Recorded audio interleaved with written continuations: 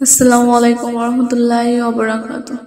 প্রিয় পর্দার আড়ালের মা ও বোনেরা, শ্রদ্ধেয় মুরব্বিয়ান এবং আমার প্রাণপ্রিয় যুবক ভাইয়েরা, তো আমি আজকে যে বিষয়টি নিয়ে আলোচনা করব সেই বিষয়টি অত্যন্ত গুরুত্বপূর্ণ একটি আলোচনা, যা আপনারা সহবাস কিভাবে করবেন তার কিছু নিয়ম।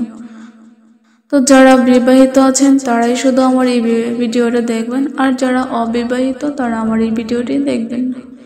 তো আপনাদের কাছে আমার একটাই অনুরোধ, আপনারা যারা আমাকে সাপোর্ট করে যাচ্ছেন প্রথম থেকে তো শেষ পর্যন্ত আপনারা আমাকে এভাবে সাপোর্ট করে যাবেন এবং প্রতিনিয়ত ভিডিও পাওয়ার সঙ্গে সঙ্গে আমার চ্যানেলের পাশে থাকবেন, যাতে করে আপনারা সবার আগে আমার এই ভিডিওগুলো দেখতে পারেন, তো ভিডিও থেকে কিছুটা শিক্ষা নিতে পারেন। তো আমাদের ভিডিও দেওয়ার একটা মাত্র উদ্দেশ্য, যাতে করে আপনারা আমার এই ভিডিও থেকে কিছুটা শিক্ষা বা উপকৃত হতে পারেন। যদি আপনারা উপকৃত হন তাহলে আমার এই ভিডিও দেওয়ার সার্থক। তো আমি আর কথা বাড়াবো না, কথা না বাড়িয়ে চলে যাচ্ছি মূল আলোচনায়। তো আজকের গুরুত্বপূর্ণ আলোচনাটি হচ্ছে সহবাস কিভাবে করতে হয়। আমি আবারও বলছি, সহবাস কিভাবে করতে হয়। তো এই ভিডিওটি আপনারা ধৈর্য এবং মনোযোগ সহকারে দেখতে থাকুন। সহবাস অন্তে স্বামী অত্যন্ত ক্লান্ত হয়ে যায়, পরে এমনকি কথাবার্তা বলা থেকে বিরত থাকতে পারে। সহবাসের সময় স্বামীকে মিষ্টি এবং দুগ্ধ জাতীয় কোনো খাদ্য দিলে স্ত্রীর প্রতি তার মহব্বত অত্যন্ত বৃদ্ধি পায়। তো সহবাস করার পূর্বে এই খাবার ব্যবস্থা রাখবে। তো স্বামীর গায়ে হাত বুলিয়ে দিবে। স্বামীর শরীরের বিভিন্ন স্থানে চুম্বন কিভাবে নারীর স্তনে বা চুম্বন করবেন জেনে নেন।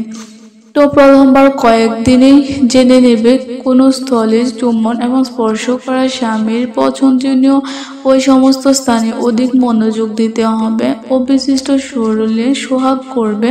তবে নারী সুলভ কোমলতায় স্বামী উগ্রভাবে আদর করলে স্ত্রীর উচিত হবে স্পর্শের কোমলতা বজায় রাখা। তবে চুম্বনে স্বামীর সাথে সমানভাবে অংশগ্রহণ করবে, এমনকি চুম্বনের প্রতিযোগিতা করবে। সহবাস করার সময় স্বামীকে আদরের সময় মৃদুভাবে অঙ্গপলিত স্পর্শ করে রাখবেন। তো স্বামী স্ত্রীর ভক্ত হয়ে যাবে। তবে সাবধান থাকবেন, কোনো স্পর্শকাতর বা অতি মৃদু আঘাতে মারাত্মক যন্ত্রণাও হতে পারে। তো স্বামীর আনন্দে স্ত্রীর যোনি প্রবেশের মাধ্যমে কিন্তু স্বামী অনেক সময় জানেন না যে স্ত্রীর আনন্দের সহবাসের পূর্বে আদর সোহাগে।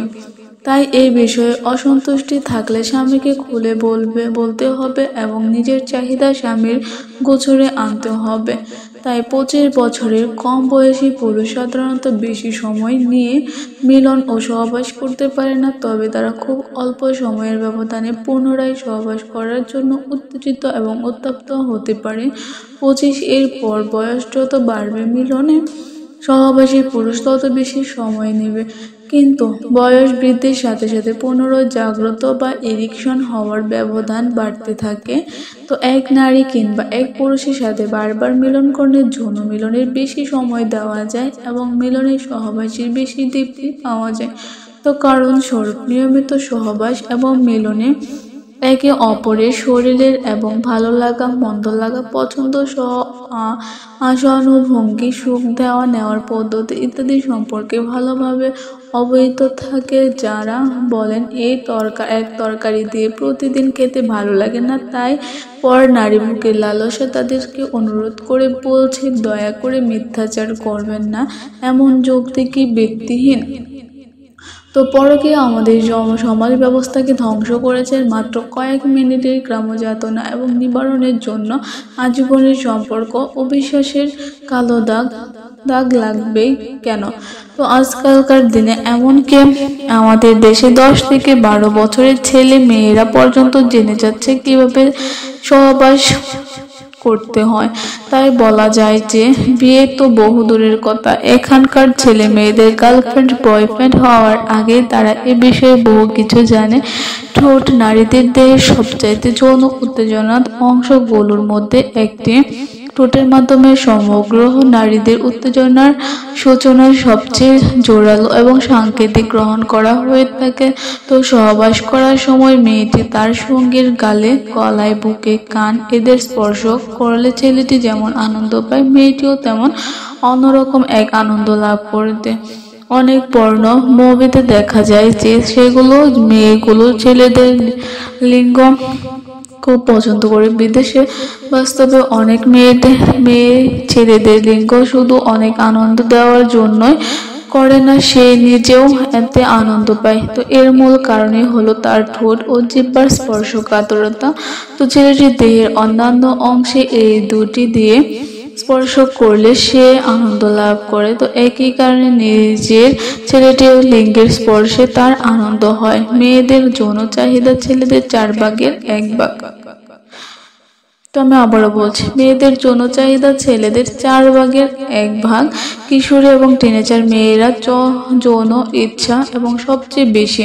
তো ইসলামের নারীদের যৌন চাহিদার কোনো মূল্য নেই। ইসলামে পুরুষের স্ত্রীর উপর যথেষ্ট যৌনাচারের ফ্রি লাইসেন্স দেওয়া হয়েছে। তো ইসলামের যৌন অধিকার একতরফভাবে পুরুষকে দেওয়া হয়েছে। এই জাতীয় অভিযোগ ও সুস্থ বুদ্ধিসম্পন্ন কেউ আশা করি করবেন না। এক বোন আমাকে রংপুর থেকে প্রশ্ন করেছে যে আমার স্বামী তো সহবাসে অক্ষম, আমার বিয়ে হয়েছিল এক হুজুরের সঙ্গে, তাই তাদের সাথে বিভিন্ন বিষয়ে সমস্যা হয়ে থাকে। বিয়ের সময় থেকে আমার স্বামী শারীরিক দিক থেকে দুর্বল ছিলেন। প্রথম দিকে নিজেকে মানিয়ে নিয়েছিলাম। তো ডাক্তার দেখেছে, ডাক্তার তার বীর্য প্রায় শেষ হয়ে গেছে। সহবাসের সময় সর্বোচ্চ 1-1.5 মিনিটের মধ্যে বীর্যপাত হয়ে যায়। সে কোনোভাবে স্ত্রীর হক আদায় করতে পারে না। এছাড়াও আমার স্বামী নামাজ পড়ে না। তো বোন নামাজ পড়ে না, এটি একটি গুরুত্বপূর্ণ বিষয়, কেননা বেনামাজি সঠিকভাবে মুসলিম থাকে না। আল্লাহ তাআলা তাকে হেদায়েত দান করুক। মনে চাইলে কখনো 2 ওয়াক্ত নামাজ পড়ে, বেশি জোরাজুরি করলে আমার সাথে ঝগড়া করে। কোনোভাবে তাকে পুনরায় 5 ওয়াক্ত নামাজি বানাতে পারতেছি না। এখন আমার কি করা উচিত? আমি তাই তালাক নিতে চাচ্ছি। আমার প্রায় 2.5 বছরের একটি সন্তান আছে, তাই কি করব বুঝতে পারতেছি না। দয়া করে আমাকে সঠিক পরামর্শ দিন এবং আমি যাতে করে উপকৃত হই, বা আমার এই পরিস্থিতিতে কি সিদ্ধান্ত নেওয়া উচিত। তো প্রিয় পর্দার আড়ালের মা ও বোনেরা, একটি হচ্ছে শরীয়তের বিষয়, আর একটি শরীয়তের বিধানে যেরকম স্বাধীনতা আছে আপনি এরকম করতে পারেন। তখন পরামর্শ আপনার জন্য যেটি বেশি উপকারী হবে দাম্পত্য জীবনে বা আপনার জন্য যে পরামর্শ সার্থক হবে বা উপকৃত হবেন সেই পরামর্শ দেওয়ার চেষ্টা করব। তো আশা করি বিষয়টি বুঝতে পেরেছেন। যদি কোনো পুরুষ বা নারীর জন্য ক্ষমতা না থাকে যাতে করে স্ত্রী স্বামীর হক আদায় না করতে পারে এবং স্বামী স্ত্রীর হক না আদায় করতে পারে, তো সেই ক্ষেত্রে তালাক নিয়ে নেওয়া বা তালাক দিয়ে দেওয়া জায়েজ। তার জন্য এটা স্বাধীনতা রয়েছে, ওয়াজিব নয়, জায়েজ। তাহলে আপনার স্বাধীনতা আছে, আপনি তালাক নিয়ে নিতে পারেন। দ্বিতীয় মাসালা হচ্ছে, যদি সত্যিই বেনামাজি হয়, এটা যদি বাস্তব সত্য হয় সঠিক মতে, যেহেতু বেনামাজি বড় কাফের, সেক্ষেত্রে বলা যায় যে তার সাথে সংসার করা জায়েজ নয় এবং সালাতের জন্য দাওয়াত দেবেন। সেই যদি দাওয়াত অমান্য করে তার সাথে দাম্পত্য জীবন কন্টিনিউ করার কোনো যুক্তি নেই। এটা শুধু শরীয়তের দৃষ্টিতে। শারীরিক দুর্বলতার ক্ষেত্রে বলবো, আপনি বলেছেন যে চিকিৎসা করে যদি ভালো না হয় তাহলে আপনার স্বাধীনতা রয়েছে। তারপরে চেয়েছেন আপনার পরামর্শ যেহেতু আপনার একটা বাচ্চা আছে, এক্ষেত্রে আপনি যদি ধৈর্য ধারণ করেন, আমার শারীরিক চাহিদা পূরণ হোক বা না হোক, আমি ধৈর্য ধারণ করব বাচ্চাটার জন্য। বিশেষ করে নেক মানুষ হলে সুতরাং ধৈর্য ধারণ করতে পারেন। ধৈর্য ধারণ করলে যে আপনার গুনার আশঙ্কা আছে, গুনায় লিপ্ত হয়ে